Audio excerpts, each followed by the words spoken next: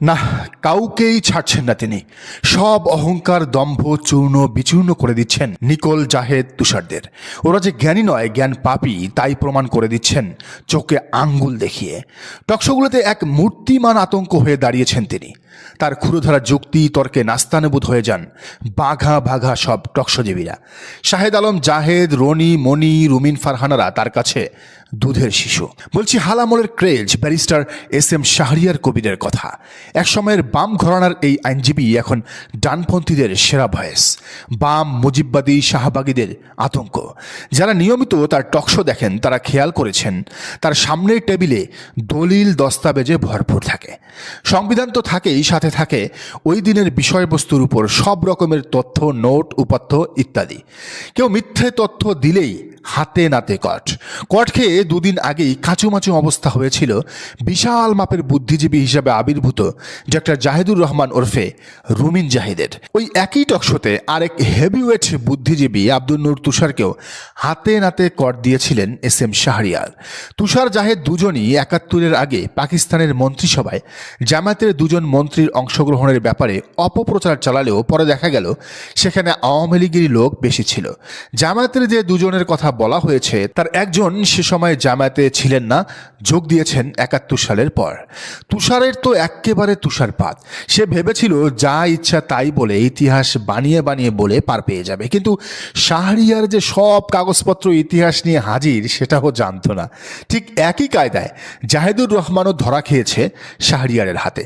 এইভাবে দলিল দস্তাবেজ নিয়ে বসলে জাহেদ, তুষাররা আর কখনো খেলতে আসবে না, অন্তত ব্যারিস্টার শাহরিয়ার কবিরের সাথে। একই সাথে একই টকশোতে বটফোর্সের জাহেদ আর চাটুকার তুষারকে ছক্কা মেরেছেন তিনি। এর আগে শাহেদ আলম আর নীলুফার মনির অবস্থা তো নাজুক বানিয়ে ছেড়েছিলেন শাহরিয়ার কবির। ব্যারিস্টারকে আইন শেখানোর ধৃষ্টতার জবাব পেয়েছিল দুজনই।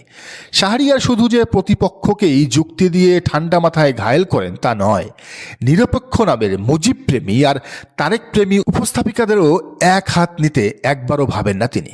কাল যমুনা টিভির টকশোতে শেখ মুজিবকে ৭৩ সালের বিনা ভোটের ইলেকশন আর বাকশাল কায়েমের জন্য বিশ্বাসঘাতক বলতেই চটে উঠেছিল মুজিব প্রেমে মগ্ন উপস্থাপিকা রোকসানা আঞ্জুমান নিকোল। তখন একেবারে হাতে কলমে ভদ্রতার শিক্ষা দিয়েছেন তাকে, জানিয়ে এখন সামাজিক যোগাযোগ মাধ্যমে তোলপাড়। ভদ্র ভাষায় ইতিহাসের নিরেট সত্য তুলে ধরার জন্য প্রশংসায় ভাসছেন ব্যারিস্টার শাহরিয়ার কবির। মোহাম্মদ আলামিন নামের এক দর্শক লিখেছেন, যমুনা টিভি হলো যমুনা গ্রুপের একটা মিডিয়া উইং। দৈনিক যুগান্তর পত্রিকাও এদের। নুরুল ইসলাম বাবুল হলেন এই গ্রুপের আসল মালিক, যিনি ১৩ জুলাই ২০২০-এ করোনায় আক্রান্ত হয়ে মারা যান। তার মৃত্যুর পর অ্যাডভোকেট সালমা ইসলাম যমুনা গ্রুপের চেয়ারম্যান নির্বাচিত হন।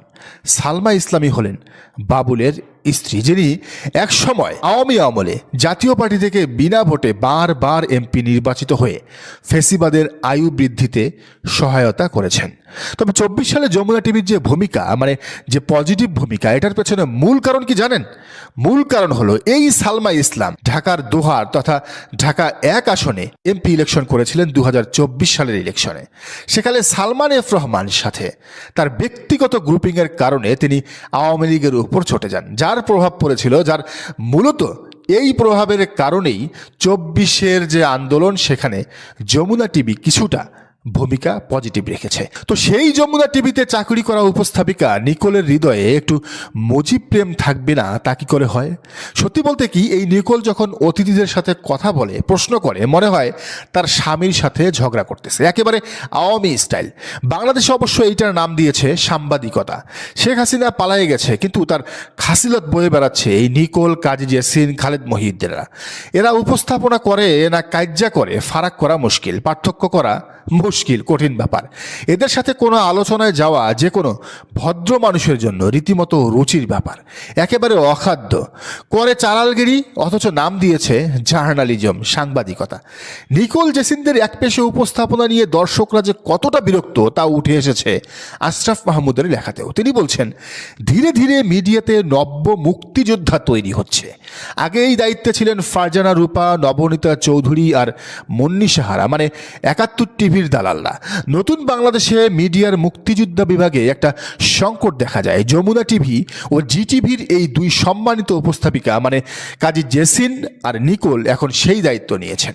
তাদের প্রতিদিনের টকশোতে যত যাই আলোচনার বিষয়বস্তু থাকুক না কেন, মুক্তিযুদ্ধ নিয়ে ব্যবসা করাই লাগবে, মুক্তিযুদ্ধকে টানতেই হবে।